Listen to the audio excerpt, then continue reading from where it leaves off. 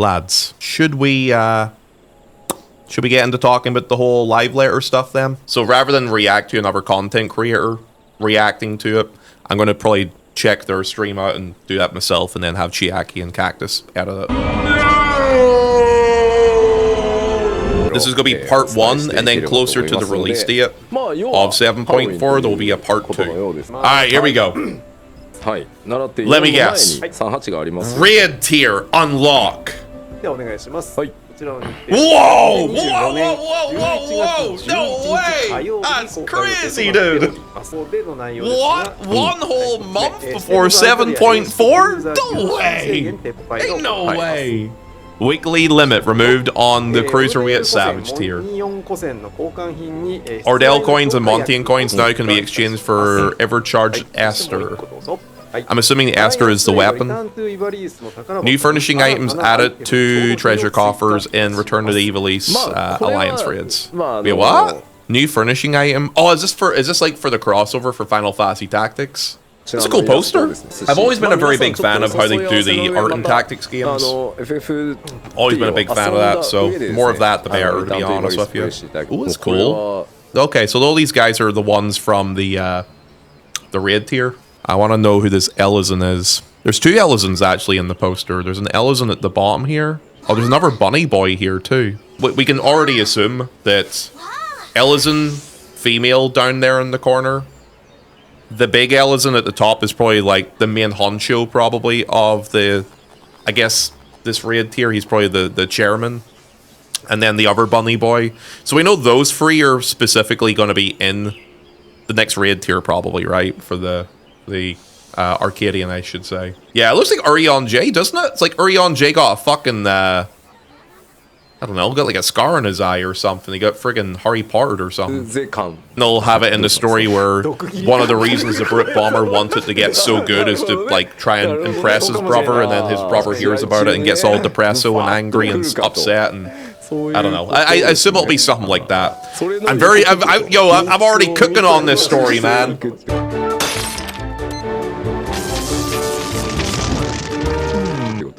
You know what, man? I'll tell you one thing. The story of the Arcadian, in my opinion, I'm not sure if other people in chat will agree with me on this, has probably been the best story they've actually wrote in Dawntrail. I've actually enjoyed this story. It could be partially because I love combat sports and wrestling and stuff like that, but I don't know, I think it's been really good. I've actually really liked this one compared to the rest of them. All things considered, the Arcadian has probably been the best thing they've released all expansion. Like, the raid tier has been very good. I would actually go as far to say that in terms of enjoyable content that we've received in this expansion, it's probably been the best thing we've had. So kind of what we expected. 16th of December, but thankfully no early release dates for Savage. Dude, you know what, man? They would add so many angry people from North America and Europe if they dropped the Savage tier on the 23rd of December. Remember last year when they did Chaotic on the 24th? I liked that personally. I thought that was great. That was great for me. But there was a lot of very fucking angry people about that. So yeah, they probably received a lot of feedback on the release dates of Chaotic. The thing is, Japan, holidays are a bit weird in Japan in comparison to like NA and the EU. Like, they don't have such an important emphasis on Christmas the way we do. And more like the week or 2 after that is like more important to them. So I think now that they understand the full weight of like dropping a raid tier during that and how busy people get, I think they understand, yeah, okay, let's push this shit forward a bit, you know? KFC Day? Yeah, they do. That's actually a big thing a lot of people don't know. They really love their KFC in Japan for Christmas for some reason. It's not Turkey Day, it's Fried Chicken Day. Is Fiend going to be like staying with us going forward? Are they going to make her a full-time Scion? I mean, I didn't mind her. I liked her, I guess, but I feel like the Scion's already very bloated. If they want to keep one, they need to kill one of them off or retire one of them. Yo, this area looks very Halloween-y, doesn't it? Like the lighting and the color looks very, very Halloween-y. I see a pattern in the background here, so I'm going to assume this is still in living memory. Now, you see in the top right-hand corner where the pattern's there in the background? It looks artificial, so this is probably like an artificial area. So it's still probably living memory. You think it's Trano? It could be Trano. You think they're still leaning into more Final Fantasy IX stuff for the last 2 patches? It does look a little bit like Trano, so it does. Who's this guy, actually? This is a new character, isn't it? It's a Lalafell, too. I love Hildebrand comedy. I hear a lot of people don't like some of the funny stuff in this. I think it's good. I like it a lot, to be honest with you. I actually genuinely do like the Hildebrand comedy. I love this stuff in the ARR. I will say that certain patches were better than others with him, but I think overall he's a pretty... it was the story for this year was pretty funny. I usually skip... What the fuck is this? Wait, what is this? Wait, what is this? It's me? It's Cactus! The sunglasses crack me up. Wicked, bro! They really have leaned into a lot of the, like, destroyed, abandoned, underground facilities linked to living memory, so they have a lot with this expansion. I think this is probably what, let me see, 1, 2, 3, 4. This is either the 4th or 5th dungeon themed around this sort of thing. What the fuck is that? What is that thing? Doom Train. Do they have a name for it yet? Hell on Reels. Did we have the whole train? Oh no, that was Final Fantasy VI though. That was Omega 5, right?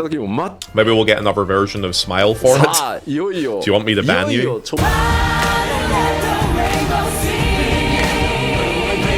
Oh, this is definitely an Arcadian stage, isn't it? This is absolutely an Arcadian stage. Yeah, okay.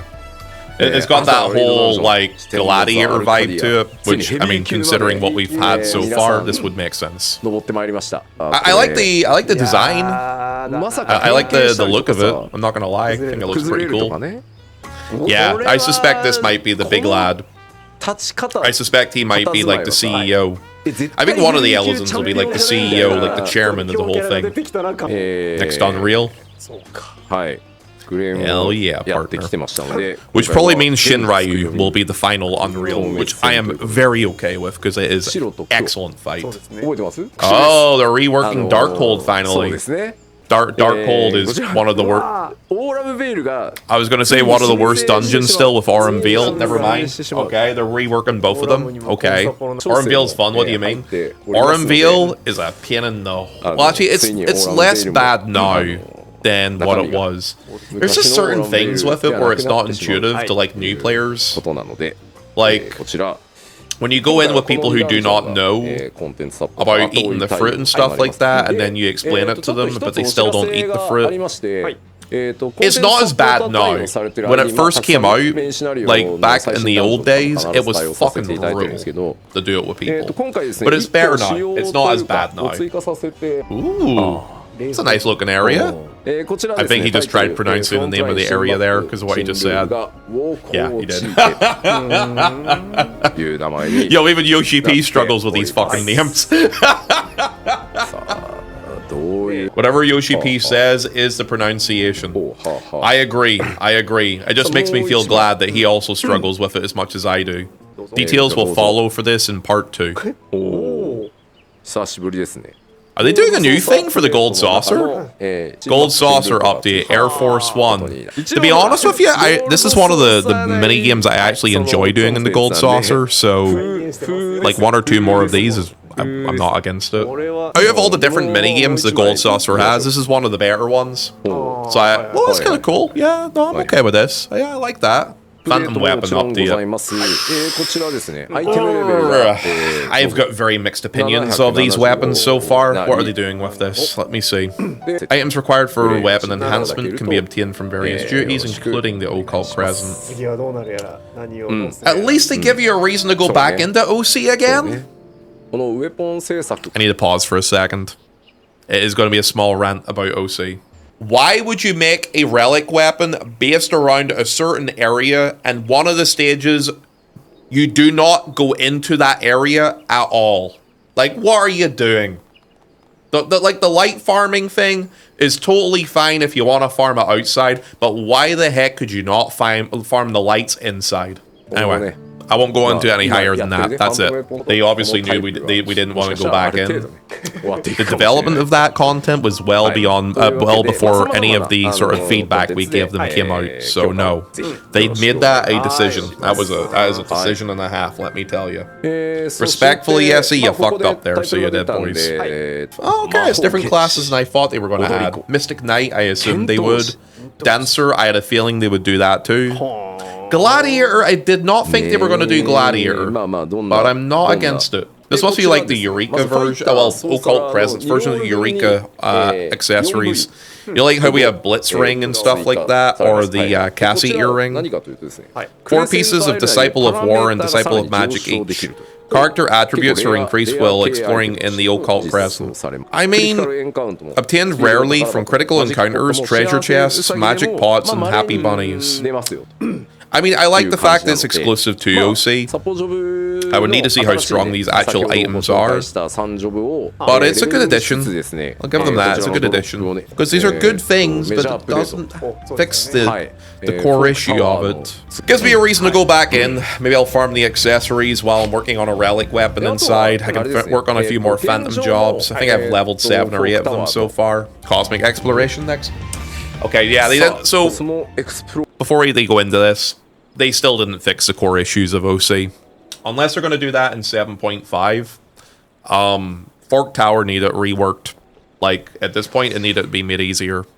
Take away the res restrictions on it, because no one's doing it. And they just needed to gut it a bit, so they did. But, oh well, continue. I hope so, because getting into Fork Tower still feels so miserable with all the parties being re-clears. That's the key issue.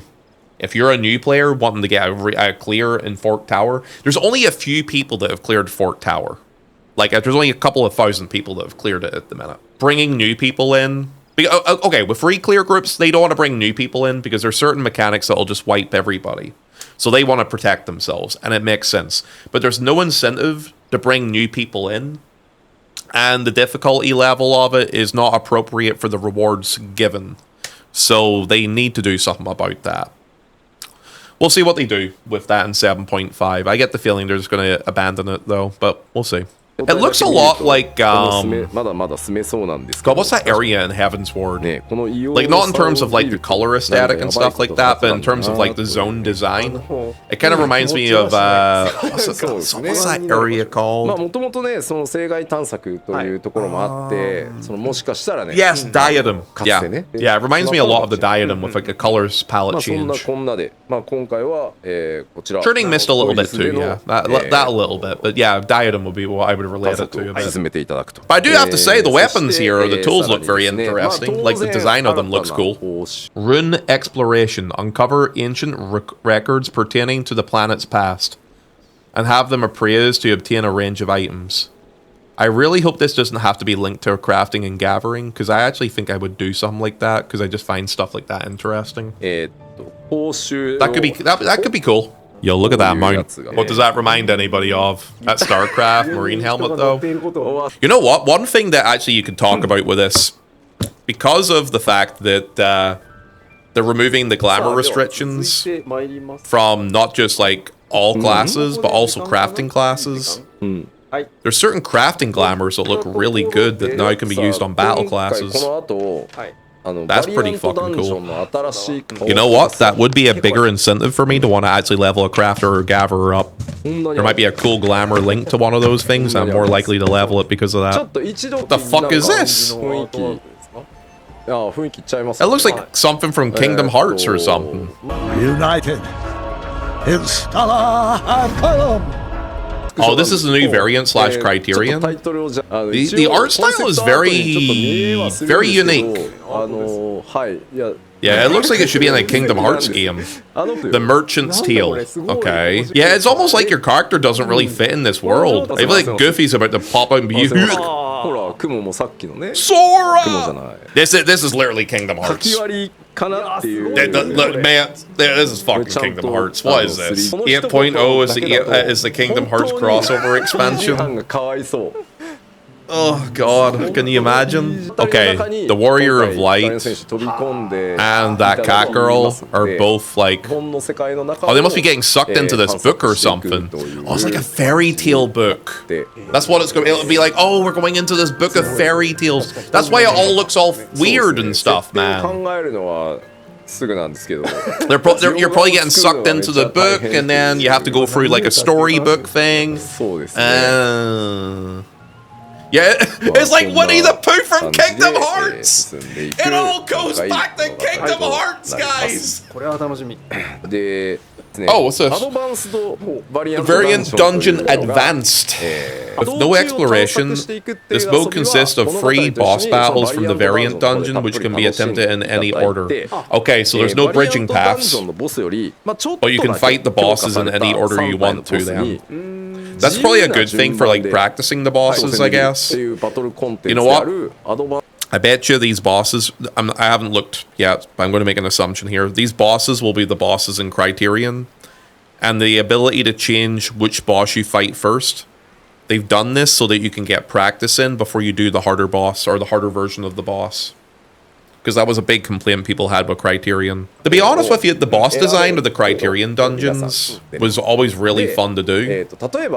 So I'm assuming Variant Dungeon Advanced is just basically Criterion Normal. Depending how they balance this, if it's decent mid-core content, this could have some replayability. But it depends very heavily on what the rewards would be for this. I wonder if this is one of those things where it says you could do it with 2 people, but the optimal way will always do it with 4 people.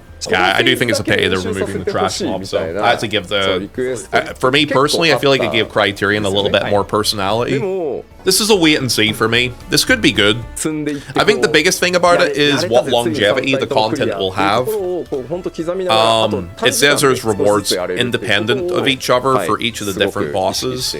How easily those items can be obtained, and the reason of repeating them and farming them, and how good the rewards will be. I think those are all very key points for whether this will be considered a success or not. Because, like, you can always talk about, like, the easier difficulties and the highest difficulty, but that middle difficulty is such a key point for a large part of the overall player base of 14 to engage with. Okay, so yeah. So they've removed Criterion and it's just called... sorry, they've removed Criterion Savage, it's just called Criterion now. Okay. I think Criterion Savage went too hard on people, so it did, in that you couldn't revive. And that, like, you would be in the middle of doing one run, someone would die and you just had to reset the whole run. I mean, that was a little bit too brutal, so it was. Interesting. You notice one other thing here, lads? Variant Dungeon, 90 plus. You can gain experience points doing Variant Dungeon. This is a little bit of a rant. Remember when everybody said that before Occult Crescent came out, the reason why Occult Crescent didn't have XP or leveling in it was because it was dedicated to the Deep Dungeon? Just want to bring that up, you know? Yeah, every piece of content, if you're going to have a scaling system for it like this, should just have leveling enabled in it by default. So Variant will be actually a way for people to level classes. That's kind of interesting, actually, though. Because then you could also complete all the different paths while leveling a job up too. That's actually quite nice. The biggest thing I would say is, all of this looks good. And I actually do think this is a better structure than what they did the first time around with Variant and Criterion. The most important thing is, though, that they get the rewards correct. All of this effort and all this work doesn't mean anything if you don't incentivize people to continue doing it more than once. Because a lot of stuff when it came to Variant was dead upon the first week. Because people did it a couple of times and then they were done with it. And then Criterion, some people didn't do it because of the difficulty level of it and the lack of rewards. So it wasn't worth their time investing in it. So the biggest thing is they really need to make sure that whatever is linked to this reward-wise is a worthwhile incentive for people to farm it and actually want to engage with it. It's very, very important. Because otherwise the content's dead on arrival again like last time. You know what I think is going to happen? I think there'll be a couple of good rewards. And I think that the rewards will be shared in both Criterion and Variant. And the only thing in Criterion Dungeon will be a title. And then people will complain about that probably. They might have one exclusive mount in Criterion compared to Variant. That's what I think will happen. And if it is, then they messed up. If they've done it in a different way and it's better than that, then great. But based off of what they did with Deep Dungeon, I'm not so hopeful on that. Because there is more rewards. They did promise more rewards with this expansion, but their implementation of it was not the best. And it could have been better. Is this one of the bosses from the variants? Why is he a magic carpet? Looks like a djinn. Yeah, it's like a genie sort of thing, right? That's what I was thinking too. Glamour looks good. The female Glamour especially is very nice, actually. It's pretty good looking Glamour. Yeah, as soon as I saw the magic carpet, I was like, okay, this has got to be one of the mounts. New UI color themes. Ooh, I don't like that green. Ooh. I don't know a single person who would use that green UI. That green UI looks like vomit. Strategy board. Oh, they're finally implementing this. The raid planner thing, eh? I remember them talking about this back during the... Remember that this was actually covered in FanFests, if I remember right. I kind of figured they had forgotten about it, to be honest with you. So this is coming out in 7.4 then, yeah?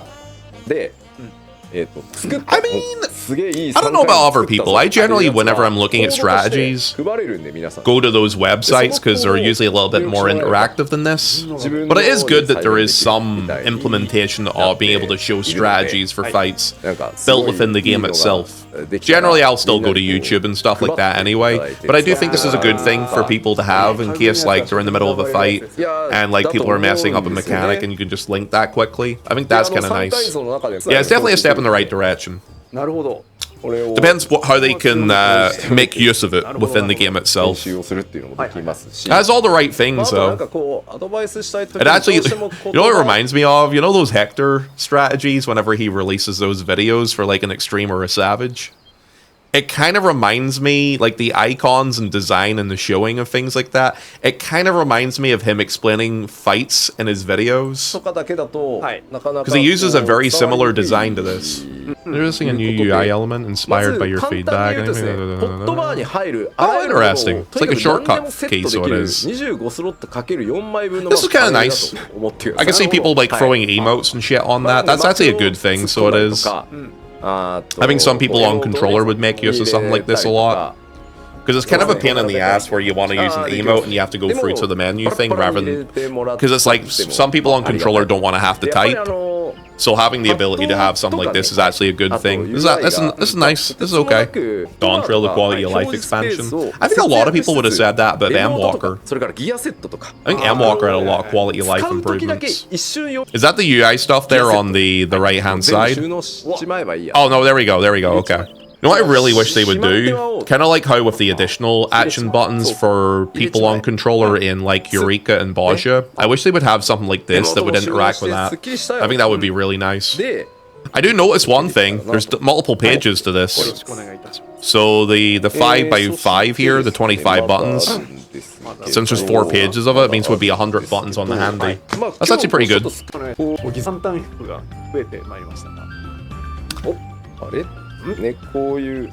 I think this is the part that a lot of people got very hyped for. The best part of the whole thing. Yeah, a lot of people have said that. I'm excited to see how this actually plays out. Because this opens up the doors for a lot of people to Glamour. You know what really surprised me? I need to talk about this a little bit. I heard some people complaining about this system being updated. I heard some people complaining about the idea of armor being shared across multiple classes. Apparently, they said, what was it they said? I'm trying to remember what they said. I saw on Twitter, I mean, that was my first mistake being on Twitter, right? But I saw that they were like, they're taking away people's unique class identity by changing this Glamour system in this way. Well, it's more close to class identity than job identity, but yeah. You know what the crazy thing... Sorry, I'm pausing it because I need to have a little bitch about this, okay? They took off the level restrictions, that surprised me too. So, the reason I'm laughing so much about people who complain about this thing... Like, why would you complain about this? Like, first of all, if you don't want to use it, then just don't fucking use it. Like, it's that simple. Like, what are they doing? Like, okay, Oh no, I don't like the fact that heavy this is a Dark Knight. I should be using heavy armor. Let me pick holes in your argument for a second, person on Twitter, or people that are bitching about this. You're already able to wear fucking next to no clothing on Dark Knight already. Have you looked at the Mog Station? Have you looked at level 1 glamours that are wearable on all jobs? If people want to look like a dirty, you know what? If they want to look like a caster, if they want to look like a whatever they want to look like, the ability to do so is already there. So what are you complaining about, talking about your class identity being removed? What are you talking about? Like, these arguments that you're having, they're already there. Are you dumb? All they're doing now is giving people more customization options on top of what's already there. And you know what? They're good customization options, because there's a lot of good fucking gear and crafting and gathering that can cross over now into battle classes. As well as, like, okay, hey, how many mages are in chat? How many healers and casters are in here? How many times do you guys complain that an update happens and they release some fucking robes for your class and you're like, for fuck's sake, it's another release date of new content and new gear and I've been given more fucking armor that's a robe. Oh, wait. Look at that over there, far yonder. Oh, what's that?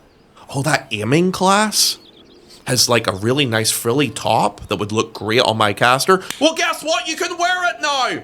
Woo! Right?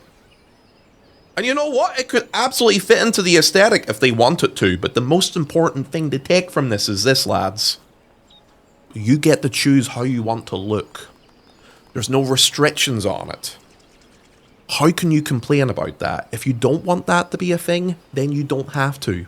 But if other people want to, they can now. It's amazing. That's actually another big point to actually touch on. Glamour plates are so restricted, and since people want to play multiple jobs, you know, people like me just use only the Eureka armor set, and it's because that, like, I don't really like a lot of the other tank armor in the game. There's like 1 or 2 other sets I like a lot, but there's a lot of other sets from other types, like the aiming set or the maiming set. Like, there's some good sets there, and if that could cross over into stuff I could wear on tank, I might actually want to go out and farm Glamour. I remember back in, like, back in Shadowbringers, they had some great crafting armor sets. I remember looking at them and being like, fuck, I'd like to use that on, like, my machinist or my dancer, but I couldn't. Now I can. And one last thing, actually, too. This is just the last thing I'm going to say.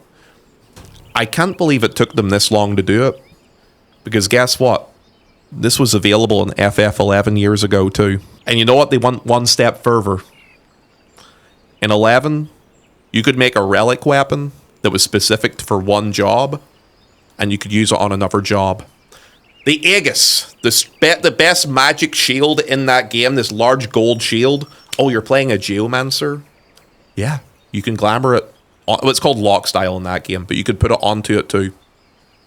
Obviously, this game, weapons are specific to the different classes, and they can't use more than one weapon, so I understand why that's not part of it. That's absolutely fine. I think that is taking it too far at that point. But I think everything else, this is good. This is absolutely fair. This is absolutely good. Another thing 11's copied from 14, I guess. Okay, buddy. Again, I'm shocked that this wasn't saved for 8.0 expansion seller. Honestly, the thing is, this is a very easy fix for them to do. So it's literally flicking a couple of switches. This was a decision that they made that they didn't want to do before, that they figured out that, you know what, it's probably best they just do it. Good on them for doing it. Also gives people another reason to go back, farm other parts of content, and be like, oh, I want this piece of armor for my job, for my glamour. Because you don't have to worry about the fact that it's linked to another type of class. You can just do it. It could make people like me actually level a crafter or gatherer, because I know I can use it on my battle class. And that will apply to other people too. And vice versa too, by the way. Do you think, guys, I have a question for you. You see people that use stuff like Mare and stuff because they were able to customize how their characters looked and all that there, and then obviously all the drama that happened with that after the fact when it got taken down. Do you think this is in response to all of that? Because I'm not going to lie, when I saw this here, that was one of the things I thought about. I was like, they've realized from looking at what people have been doing with Mare, maybe they were like, you know what, there's a lot of people who are playing on PC who are doing this because they want to use certain glamours from other classes on another class. Like, oh, I want to wear what I'm wearing on White Mage on my tank or my caster or whatever. I wonder if that was a big thing that they saw and were like, you know what, we can do this, why don't we just do it? And also, it would be great for the game. Like, Dawntrail, whether you like it or not, has received a lot of criticism across the board for the last couple of years now. And honestly, some stuff like this here really helps the game, so it does. Because it appeals to a very large demographic of the overall player base. Like, a lot of people assume, oh, this content is bad, this battle content is bad, the story is bad, this, that, whatever. One core thing, regardless of what player bubble you're in, people want to make their characters look cool as fuck, sexy as fuck, whatever it is. They want to design it in a more customizable way to them. They have now opened the flood doors for that. And this is a good thing, because there'll be a lot of happy people from it. You know what that means? Mare actually ended up being a good thing for the game.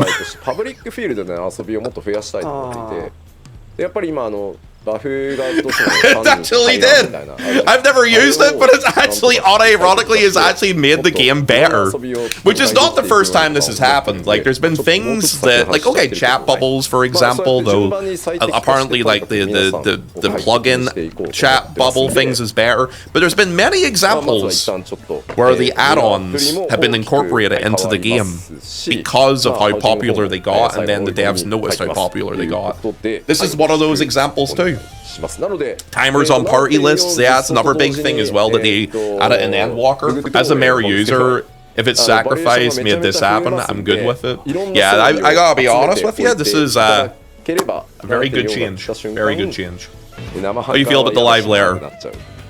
I gotta tell you, there's some good things to it. Definitely the highlight is the Glamour stuff. I think universally this will be praised by most people when it's out. I think the content, for the most part, is kind of what I was expecting. The variant and criterion stuff is a wait and see. I need to see how it's implemented and what the reward structure is like.